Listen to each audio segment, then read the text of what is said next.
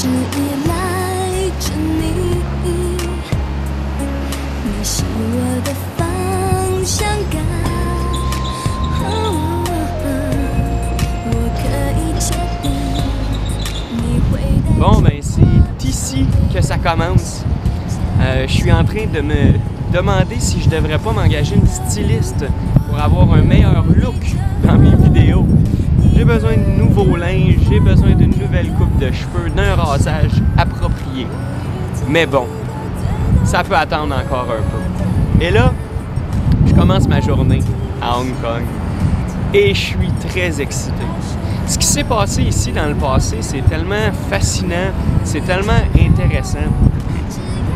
Il faut savoir qu'au début du 19e siècle, les British vendaient, exportaient beaucoup d'opium. Et de l'opium, il y en avait pratiquement à l'infini venant de leur champ du Bengale dans l'Inde britannique.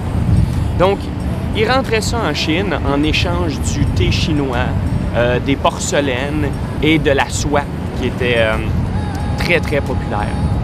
Mais, à un moment donné, les Chinois ont décidé d'interdire l'importation, la vente et l'achat d'opium parce que ça devenait un désastre sociologique sur la population chinoise.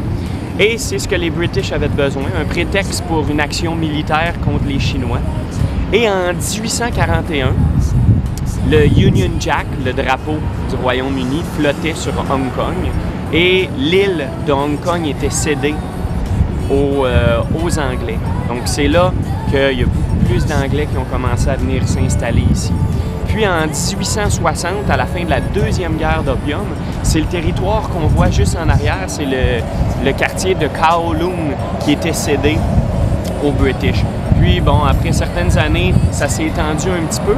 Et en 1898, les Chinois ont fait un genre de prêt aux British sur 99 ans sur ces territoires-là. Donc, on est en Chine, mais c'est tellement différent. Il y a eu un boom économique ici, des buildings un peu partout. On est ailleurs et la densité de la population est assez incroyable. Là, j'ai pu m'évader un peu des gens, je suis sur le bord de l'eau, mais wow! Eh bien oui, en 1997, tout le territoire était redevenu la propriété des Chinois, mais c'est une administration très différente, c'est un système différent, une politique différente. Je vais vous en parler un petit peu plus tard, mais c'est pour ça qu'ici, il y a des douanes, il y a une frontière, l'argent n'est pas la même, c'est le Hong Kong dollar. Donc c'est fascinant, c'est tellement intéressant tout ça. Donc, ouais, je perds pas trop de temps, il fait beau, je veux me promener, on est bien, je m'en vais en profiter. Yeah!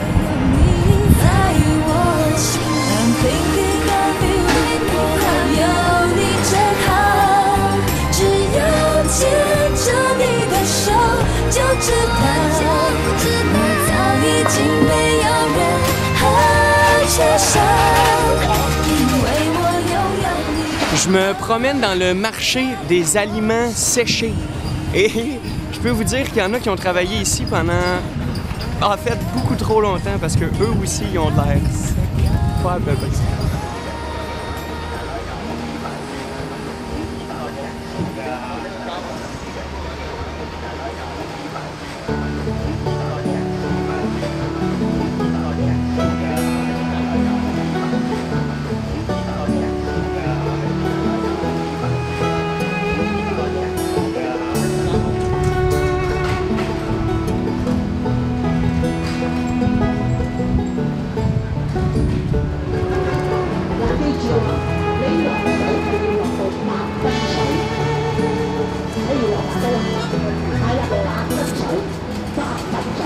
Ah, tu sais que c'est bon. Je pense que derrière moi, c'est le pire temple que j'ai vu de ma vie. J'ai marché 3 fois devant et je me suis même pas rendu compte. Je pensais que c'était un restaurant, mais je me suis vraiment déplacé pour ce temple. Mais bon, il y en a pour tous les goûts. Hein. Mais sans joke, c'est vraiment spectaculaire comment c'est fait. La ville est à flanc de montagne, donc on descend les allées on voit pratiquement jamais le soleil parce qu'il y a des buildings à logement partout. Fait que ça affecte un peu, je trouve. Mais, ouais, spécial.